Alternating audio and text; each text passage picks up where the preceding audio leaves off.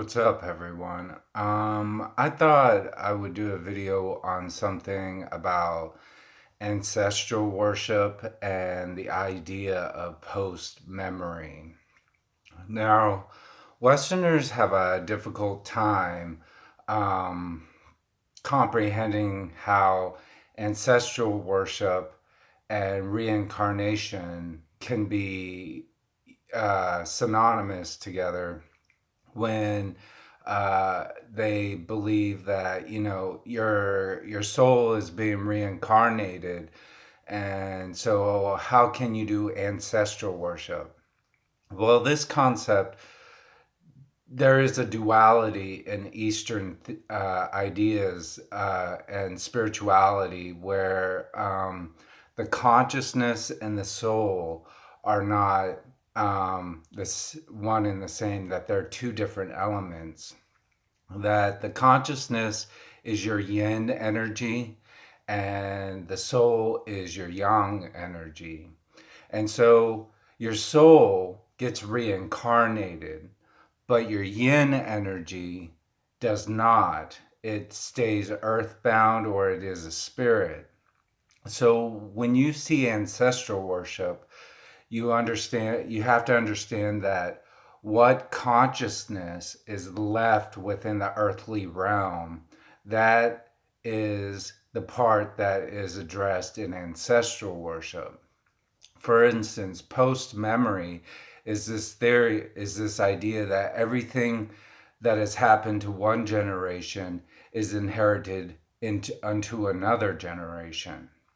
So everything you are taught as a person in the present, you have inherited these ideas, these traits, this DNA. All of this stuff has been inherited throughout the generations. And this is your yin energy. So your yin energy is the post memory that you have inherited from past generations. Now, to get on with specifically how ancestral worship works and its post memory, you have to understand that yin is the consciousness that creates or births what we know and have in our present lives from past generations. Memory is important because um, it it brings on generational traumas. Everything is passed on through the consciousness of other generations. Even your DNA, as you know, every fiber of who you are is passed on and inherited. And through this consciousness, this is your ancestral line. Your ancestral line, this is why people in the East do ancestral worship, because what they're doing is they're worshiping the memories, the the yin energy that has been passed on and inherited to them through their ancestral line. Now, through this, things could be inherited, such as curses that have gone through the generations, or misfortune that could be passed on to future generations. And this is all dealt with the karma that is built up through your soul as the yang energy. But this is done through ancestral lines. So there's this concept of, say, in the East, you don't see this too much in Western society. Say if you did someone wrong, your ancestors did something wrong to someone. Say they killed off their family, and one of them is, say, a shaman that survived. Well, that shaman could do a curse or of misfortune on your family line, and that will pass on through generations. So if you think about it in terms of, okay, anything that is inherited from my ancestors it will be passed down unto me. So it makes easier sense to think as the consciousness and the soul being two different components of who we are. Like I said, the yin being the consciousness and the yang being the soul. And through this, the yin tends to be something that is, it stays in the earthly realm to some extent.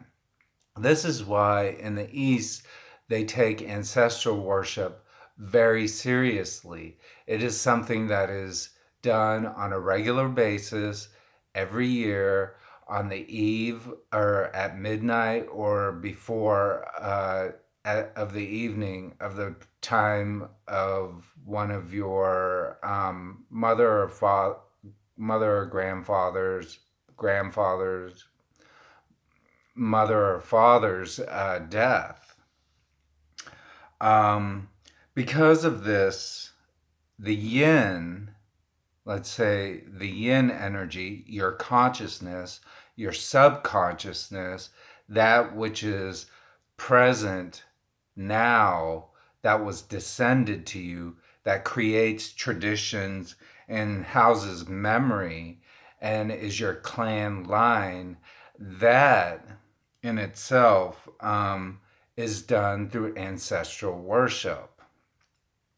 When you think about why the East creates these altar pieces for their ancestors, is because they are doing things based on what is inherited through us, through our ancestors.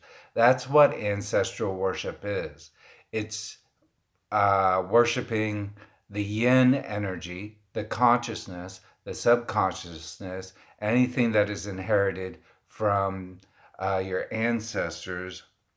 And this is why what is taught to us is worshiped by Eastern cultures. Now, you gain this power through your ancestors. Your ancestors' DNA is passed on to you. Everything of their post memory is passed on to you. Now, when you look at, let me go into post memory a little bit more. Um, Post memory is the idea that anything that is inherited to you, traumas, curses or misfortunes, or things that your traditions and cultures, and anything that is inherited, your DNA, that is the power that is given to you.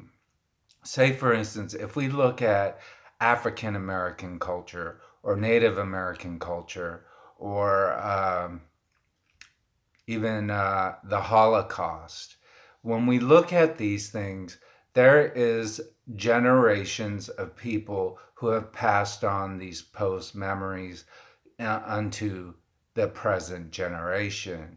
There are actions that are committed against, say, these minority groups by other groups, racial groups, who continue to believe or act in ways that are, I would say, either anti Semitic or racist. Um, and we live through these past traumas. If we specifically look at African Americans and their plight in the United States, or Native Americans and their plight in the United States, we see that there is a continuation of white superiority in America, where the white race often uh, behaves in a way that is similar to their uh, I would say, predecessors or their ancestors, in which how they treated African slaves or Native Americans. And because of these past generation traumas, they are present in our present day society. Oftentimes you'll see white people uh, behave in a way that they feel that they have to put, say, African Americans in their line or Native Americans in their place because that is what their post memory of past generations have taught them. And so they feel that it is necessary and their duty to continue on in these methods that were once used in the past and to continue those on into the present. So, what is taught to you in the past, what is taught, inherited to you in the past, are these past traumas that were inherited to you from your ancestors. For instance, my ancestors were on the Asian side. My dad is white, my mother is Asian, and all her past, all my ancestors on her side, they came from royalty. Well, they did a lot of nasty stuff to people. And within that group, there were generational curses that were placed on my family that were inherited by me. So when we look at the power, excuse me, the power that our ancestors had on us and what they taught us and what post memories that we inherited from them and what DNA, then we can see that there is a continuation of this yin energy, this consciousness, this subconsciousness that is inherited to us and that is enacted in our traditions and rituals, and how we behave in society and how we treat others in society. So, this is a continuation onto that. Now that we understand that there is a difference between the yin and the yang energy, the yin being the conscious and subconscious, and the yang being the soul that is reincarnated at death, you might ask, what do we do in terms of ancestral rituals to be able to, alleviate those things that might have been bad in the past, and how do we worship our ancestors? Sure, there are people out there that might think, I don't think I want to worship my ancestors. Well, you kind of have to. You kind of have to show reverence because all that stuff is being passed on through generations and it will be continued to be passed on into the future. Now, um,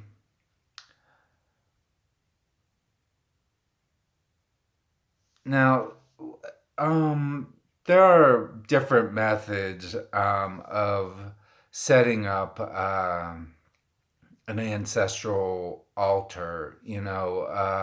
Some people see it that you need to create a large array of things, like a great setup, and there's all these methodologies that are involved. And some cultures don't do that. But I can go into that at a later time, and probably in one of my next videos, where I feel that it is necessary to continue to honor your ancestors, to break those cycles that are bad and not conducive to your future progress and the future generations that live within your family. So now that we understand the difference between the Western concept of, okay, you die, your soul goes to heaven. Well, in fact, that's not the case in Eastern culture. Your consciousness and subconsciousness, like I said, is different from your soul. You pass on those things through your yin energy. You pass on those things that are not so much.